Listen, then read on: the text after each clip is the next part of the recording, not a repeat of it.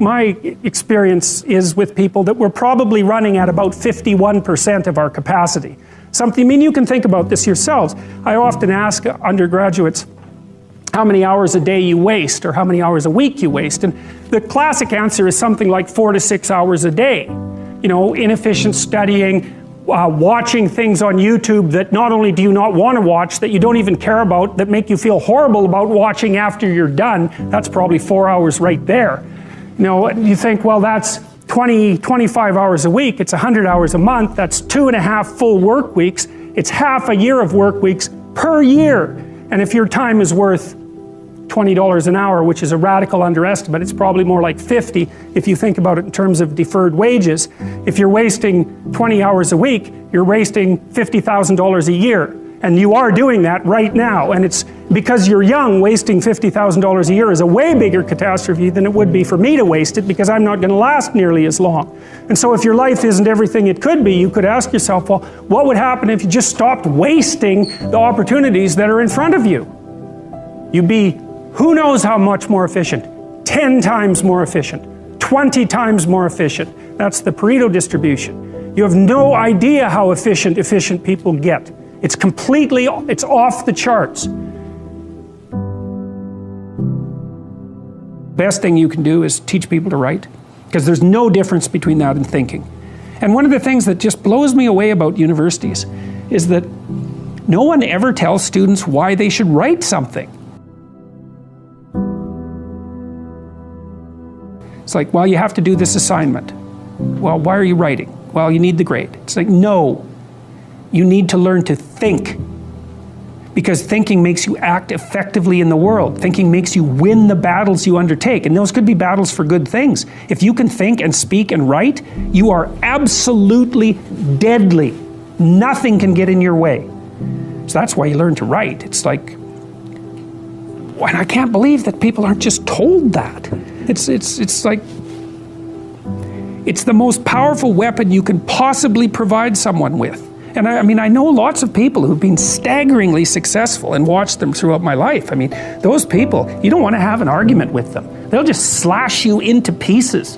And not in a malevolent way. It's like, if you're going to make your point and they're going to make their point, you better have your points organized, because otherwise you are going to look like and be an absolute idiot. You are not going to get anywhere. And if you can formulate your arguments coherently and make a presentation, if you can speak to people, if you can lay out a proposal, God, people give you money, they give you opportunities, you have influence. Make a schedule and stick to it. Okay, so what's the rule with the schedule? It's not a bloody prison. That's the first thing that people do wrong. They say, well, I don't like to follow a schedule. It's like, well, what kind of schedule are you setting up? Well, I have to do this, then I have to do this, then I have to do this, you know, and then I just go play video games, because who wants to do all these things that I have to do? It's like, wrong. Set the schedule up so that you have the day you want. That's the trick. It's like, okay, I've got tomorrow. If I was going to set it up so it was the best possible day I could have, practically speaking, what would it look like? Well, then you schedule that, and obviously there's a bit of responsibility that's going to go along with that, because if you have any sense, one of the things that you're going to insist upon is that at the end of the day, you're not in worse shape than you were than at the beginning of the day, right? Because that's a stupid day. If you have a bunch of those in a row, you just dig, you know, you dig yourself a hole and then you bury yourself in it. It's like, sorry, that's just not a good strategy. It's a bad strategy. So maybe 20% of your day has to be responsibility and obligation, or maybe it's more than that, depending on how far behind you are. But even that, you can ask yourself, okay, well, I've got these responsibilities, I have to schedule the things in. What's the right ratio of responsibility to reward? And you can ask yourself that, just like you'd negotiate with someone who is working for you. It's like, okay, you got to work tomorrow. Okay, so I want you to work tomorrow. And you might say, okay, well, what are you going to do for me that makes it likely that I'll work for you? Well, you could ask yourself that, you know. So maybe you do an hour of responsibility and then you play a video game for 15 minutes. I don't know, whatever turns your crank, man. But, you know, you have to negotiate with yourself and not tyrannize yourself. Like you're negotiating with someone that you care for, that you would like to be productive and have a good life. And that's how you make the schedule. It's like, and then you look at the day and you think, well, if I had that day, that'd be good. Great. You know, and you're useless and horrible, so you'll probably only hit it with about 70% accuracy, but that beats the hell out of 0, right? And if you hit it even with 50% accuracy, another rule is, well, aim for 51% the next week, or 50.5% for God's sake, or because you're going to hit that position where things start to loop back positively and spiral you upward. Well, and if we all got our act together collectively and stop making things worse, because that's another thing people do all the time, not only do they not do what they should to make things better, they actively attempt to make things worse because they're spiteful or resentful or arrogant or deceitful or homicidal or genocidal or all of those things all bundled together in an absolutely pathological package. If people stopped really, really trying just to make things worse, we have no idea how much better they would get just because of that. So there's this weird dynamic that's part of the existential system of ideas between human vulnerability, social judgment, both of which are major causes of suffering, and the failure of individuals to adopt the responsibility that they know they should adopt. It isn't merely that your fate depends on whether or not you get your act together and to what degree you decide that you're going to live out your own genuine being. It isn't only your fate, it's the fate of everyone that you're networked with. And so, you know, you think, well, there's 9 billion, 7 billion people in the world. We're going to peak at about 9 billion, by the way, and then it'll decline rapidly, but 7 billion people in the world, and who are you? You're just one little dust mote among that 7 billion, and so it really doesn't matter what you do or don't do, but that's simply not the case. It's the wrong model, because you're at the center of a network. You're a node in a network. Of course, that's even more true now that we have social media. You'll know 1,000 people, at least over the course of your life, and they'll know 1,000 people each, and that puts you one person away from 1 million, and 2 persons away from 1 billion.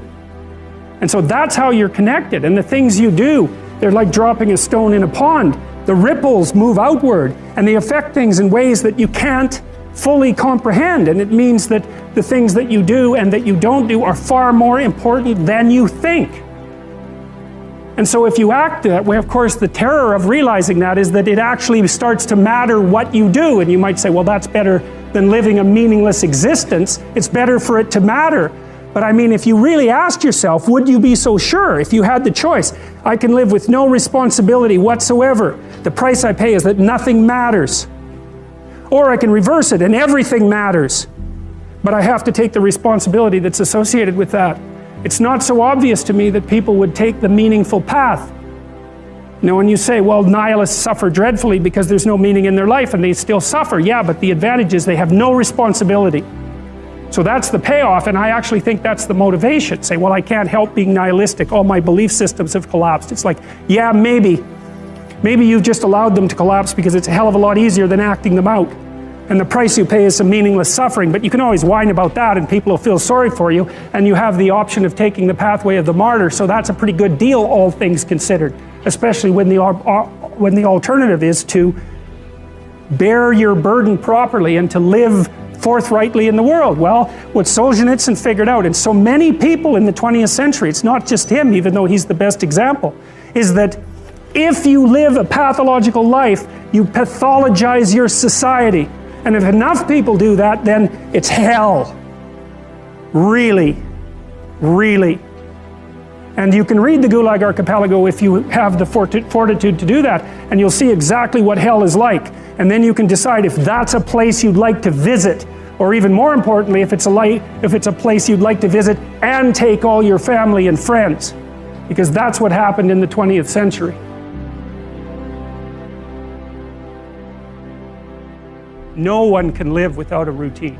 You just forget that. If you guys don't have a routine, I would recommend, like, you get one going, because you cannot be mentally healthy without a routine. You need to pick a time to get up. Whatever time you want, but pick one and stick to it, because otherwise you dysregulate your circadian rhythms and they regulate your mood. Plan a life you'd like to have. And you do that partly by referring to social norms. That's more or less rescuing your father from the belly of the whale, but the other way you do that is by having a little conversation with yourself about as if you don't really know who you are, because you know what you're like. You won't do what you're told. You won't do what you tell yourself to do. You must have noticed that.